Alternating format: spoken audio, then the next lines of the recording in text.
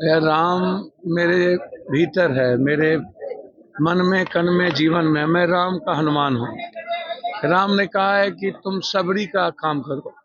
कोसी सीमांचल मिथिलांचल को हमेशा आप अपेक्षा की दृष्टि से जिसकी भी सरकार बनती है, बिना कोसी सीमांचल मिथिलांचल के सहयोग से नहीं बनी है।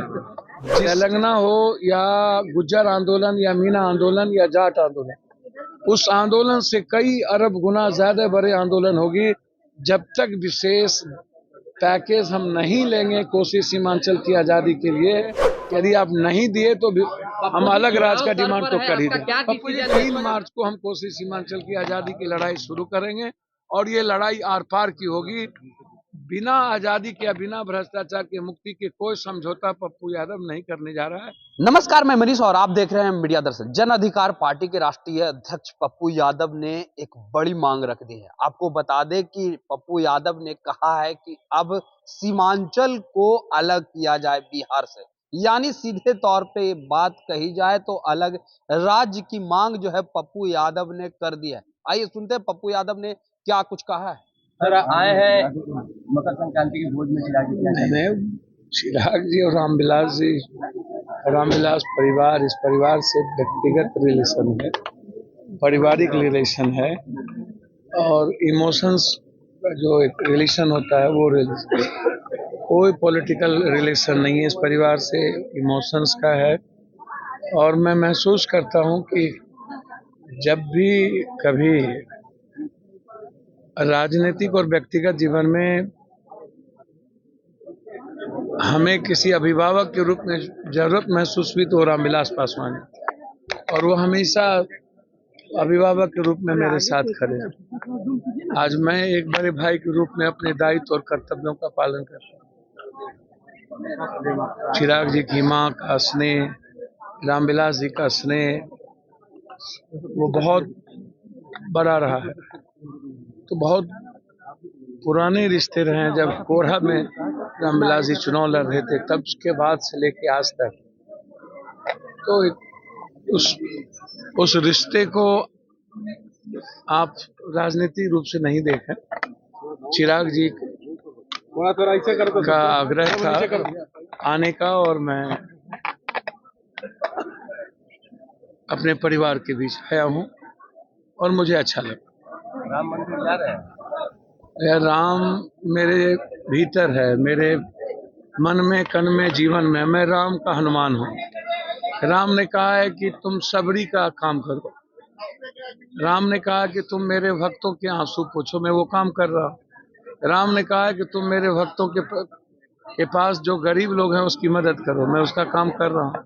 तो मेरे और राम के बीच का जो रिश्ता है वो मीरा का, कृष्ण का जो था, हनुमान और राम का जो था, सुदामा और कृष्ण का जो था, एक केवट का जो था, वो रिश्ता है। इसीलिए उन्होंने कहा कि आप जहाँ हो, भगवान भक्त के पास जाते हैं, भक्त को भगवान के पास जाने की जरूरत नहीं पड़ती है। पप्पू जी और धर्म की राजनीति में मैं नहीं पढ़ता हूँ।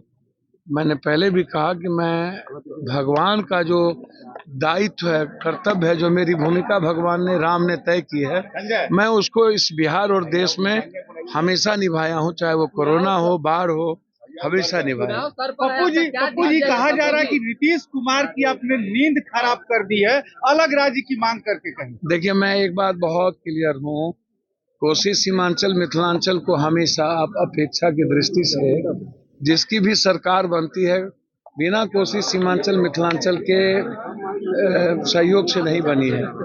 जिसकी सत्ता बनी है सबसे ज्यादा विधायक उन्हीं के रहे हैं। और आप, हम स्पेशल स्टेटस की बात करते हैं, आप हमें देते नहीं हैं।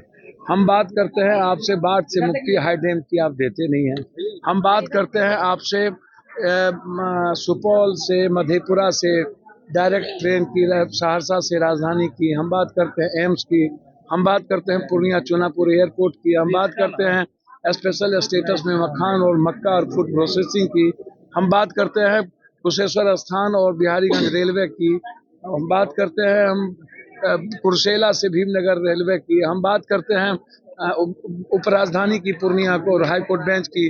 तो आप कहीं भी, आप उत्तर प्रदेश में 17 आप एयरपोर्ट दे दिया, बिहार में आपने चुनापुर भागलपुर क्यों नहीं? हम आपसे जानना चाहते हैं जयनगर क्यों नहीं? जितनी रेलवे हम ले गए, जितना एनएच, उसके बाद एनएच आपने क्यों नहीं दिया? बिहार को अभी तक 6 लेन आपने क्यों नहीं दिया? क्यों नहीं बनाया? तो इसीलिए यदि आप स्पेशल स्टेटस नहीं देंगे तो हमारी लड़ाई तो आर पार की शुरू हो चुकी है।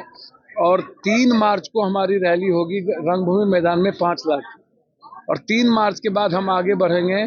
और मैं आपको बता दूं, तेलंगाना हो या गुज्जर आंदोलन या मीना आंदोलन या जाट आंदोलन, उस आंदोलन से कई अरब गुना ज्यादा बड़े आंदोलन होगी। जब तक विशेष पैकेज हम नहीं लेंगे कोसी सीमांचल की आजादी के लिए, पलायन को नहीं रोकेंगे, जब तक हम अपने यहाँ फूड फैक्ट्री के लिए आप जब तक हमें विशेष सुविधा नहीं दोगे, यदि आप नहीं दिए तो हम अलग राज्य का डिमांड तो कर ही देंगे। पप्पू जी 2024 में आप चुनाव अकेले लड़ेंगे या किसी का चुनाव किधर जाएंगे? हम चाह चुके हैं जनता की तरफ, और जनता तय कर चुकी है। जनता तय करेगी कोसी सीमांचल का 3 मार्च को कि पप्पू यादव को दिल्ली पटना देखना है, कि दिल्ली पटना को पप्पू यादव को देखना है। 2024 में अकेले लड़ेंगे चुनाव? भैया आप हम ही ना अकेले लड़ने की हिम्मत है बिहार में, तो आप अभी हड़बड़ा क्यों रहे हैं? आप इंतजार करिए। 3 मार्च के बाद आप हमसे पूछिएगा कि हम कहाँ लड़ेंगे, कहाँ नहीं लड़ेंगे। लेकिन ये तय है कि कोसी सीमांचल हमारी खून और मिट्टी है, हमें उससे कोई अलग नहीं कर सकता। और आप समझ लीजिए कि पूर्णिया 23 तारीख से प्रणाम पूर्णिया का कैंपेन शुरू होगा। 36 दिन की यात्रा होगी कोसी सीमांचल की।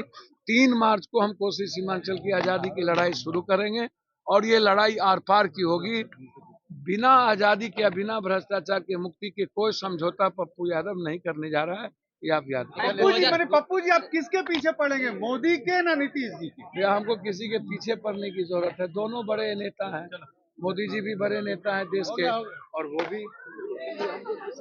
आज लोक जनशक्ति पार्टी रामविलास के राष्ट्रीय अध्यक्ष चिराग पासवान के घर दही चूड़ा भोज कार्यक्रम में शामिल होने के लिए पप्पू यादव पहुंचे। जब उनसे पत्रकारों ने सवाल किया तो उन्होंने कहा कि हमारे साथ पूरे सीमांचल की जनता जो है हमारे साथ है, हम किसी गठबंधन के साथ नहीं जाएंगे, हम अकेले लड़ने वाले हैं। साथ ही साथ उन्होंने कहा कि हम अलग राज्य की मांग करते हैं, क्योंकि अगर बात की जाए तो जितना नजरअंदाज सीमांचल के क्षेत्रों को किया गया है उतना किसी और क्षेत्रों को नहीं किया गया है। इसीलिए हम लोग लगातार नए राज्य की मांग करते हैं। इस तरह के तमाम अपडेट के लिए देखते रहें मीडिया दर्शन। धन्यवाद।